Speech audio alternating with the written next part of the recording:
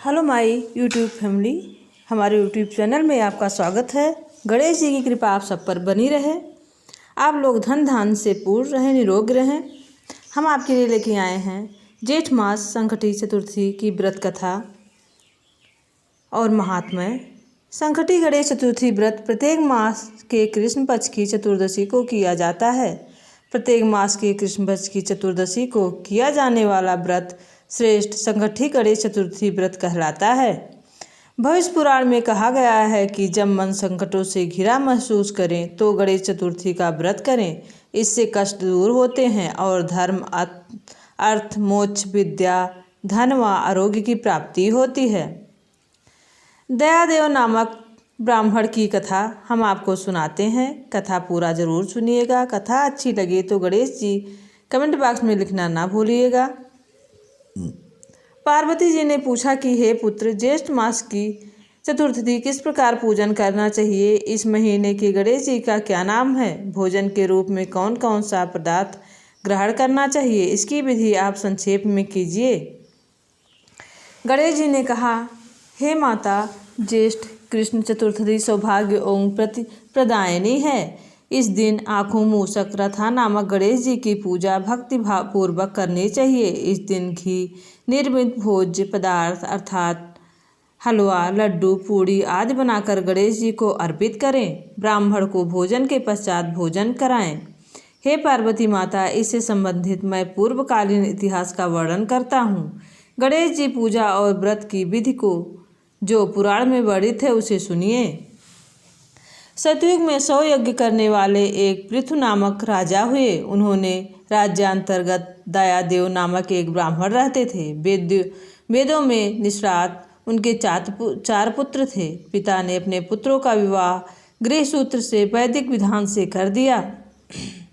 उन 4 बहुओं में सबसे बड़ी बहू अपनी सास से कहने लगी, हे सासू जी, मैं बचपन से ही संकटनाशक गणेश चतुर्थी का व्रत करती आई हूँ। मैंने प्रतिगृह से भी इस शुभदायक व्रत को किया है। अतः हे कल्याणी, आप मुझे यहाँ व्रत अनुष्ठान करने की अनुमति प्रदान करें। पुत्र वधू की बात सुनकर उसने ससुर ने कहा, हे बहू, तुम सही बहुओं में सभी बड़ी हो, सर्वश्रेष्ठ हो। तुम्हें किस प्रकार का कष्ट है? और ना तुम भिक्षुड़ी हो, ना तुम्हारी ऐसी स्थिति है, इसलिए तुम क्यों व्रत करना चाहती हो? हे सौभाग्यवती, अभी तुम्हारा समय उपभोग का है। ये गणेश जी कौन है? फिर तुम्हें करना ही क्या है?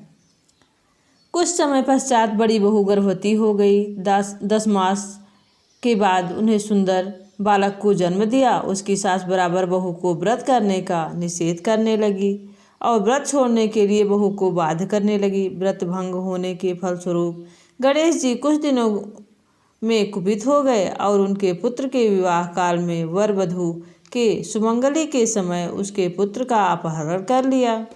इस अनहोनी घटना से मंडप में खलबली मच गई। सब लोग ब्राह्मण व्याकुल होकर कहने लगे, लड़का कहाँ गया?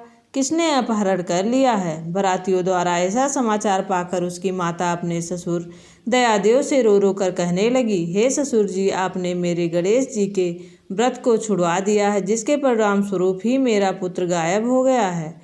अपने पुत्र वधू के मुख से ऐसी बात सुनकर ब्राह्मण दयादेव दुखी हुए, साथ ही पुत्र वधू भी बहुत दुखित हुई। पति के लिए दुखित पुत्र वधू प्रतिमास संकटनाशक गणेश चतुर्थी का व्रत करने लगी। उसी समय की बात है, सोम शर्मा नामक एक ब्राह्मण वन में उसी कथा में एक समय की बात है कि एक वेदज्ञ और दुर्बल ब्राह्मण भिक्षाटन के लिए इस मधुर भाषणी के घर आया। ब्राह्मण ने कहा कि हे बेटी, मुझे भिक्षा स्वरूप इतना भोजन दो, मेरी क्षुधा शांत हो जाए। उस ब्राह्मण की बात सुनकर धर्मपरायण कन्या ने उस ब्राह्मण को विधिवत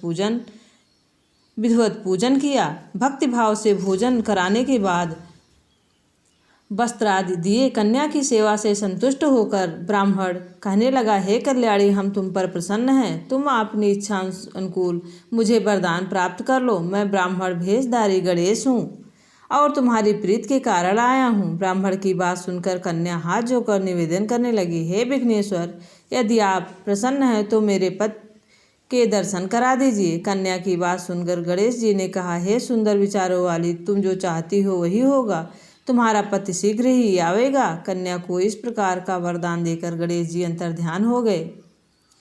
उसी समय की बात है। सोम शर्मा नामक ब्राह्मण एक वन में उस दिव्य बालक को नगर में लाया और अपने पौत्र को देखकर दयादेव नामक ब्राह्मण बहुत प्रसन्न हुए।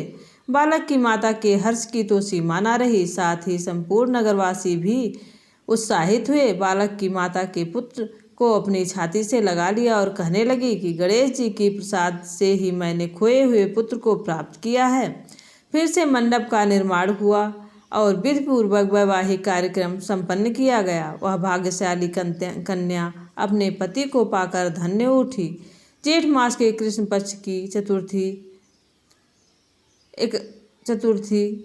गणेश चतुर्थी मनुष्यों के मनोरथ को पूरा करती है। हे देवी, पूर्व कथित रीत से भक्तिपूर्वक जो व्यक्ति इस व्रत का पूजन करते हैं, कथा सुनते हैं, उनकी सभी इच्छाएं पूरी होती हैं। श्री कृष्ण जी कहते हैं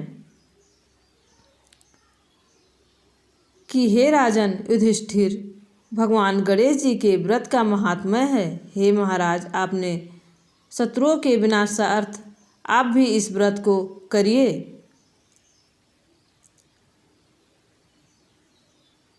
जेठ महीने की कृष्ण पक्ष की गणेश को स्वरूप में पूजा करने का विधान है। प्रातःकाल उठकर स्नान कर गणेश जी के सामने दोनों हाथ जोड़कर मन ही मन इस व्रत का संकल्प कर कर कहें, हे एक दंत मूषक रथा गणेश जी, मैं चतुर्थी व्रत को करने का संकल्प करता हूँ। दिन भर निराहार रहकर अपने स्वरूप का ध्यान करूँगा। शाम को पूजन चंद्रोदय के बाद चंद्रमा को अर्घ्य देने के पश्चात ही भोजन करना चाहिए। संकल्प के बाद पूरे दिन गणेश जी के भजन और ध्यान में लगे रहें। शाम को स्नान कर स्वच्छ वस्त्र पहनकर विधिपूर्वक धूप दीप अक्षत चंदन सिंदूर नैवेद्य और गणेश जी का पूजन करें। नैवेद्य के रूप में घी के बने हलवा लड्डू पूड़ी इत्यादि का भोग लगावें। पूजन के बाद चंद्रमा निकलने पर पूजन का अर्घ्य अर्पित करें। ज्येष्ठ मास कृष्ण पक्ष की चतुर्थी की व्रत कथा सुने अथवा सुनाए। ब्राह्मणों को अपने सामर्थ्यानुसार दान दे। उसके बाद प्रसाद को सभी में बांटकर स्वयं भी ग्रहण करें। इस प्रकार व्रत करने से सौभाग्य एवं पति की प्राप्ति होती है। इस व्रत के प्रभाव से शत्रुओं का विनाश होता है और सभी कार्य सिद्ध होते हैं।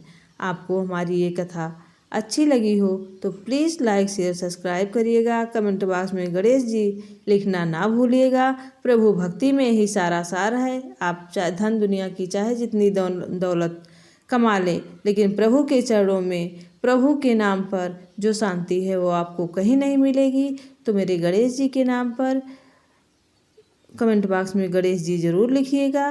गणेश जी की कृपा आप सब पर बनी रहे। माँ लक्ष्मी जी की कृपा आप सब पर बनी रहे। सभी 34 कोटि देव देवताओं की कृपा आप पर बनी रहे। भोले शंकर की माता पार्वती जी की कृपा आप सब पर बनी रहे। अगले वीडियो में आपके साथ हम फिर उपस्थित होंगे। तब तक के लिए जय गणेश जी।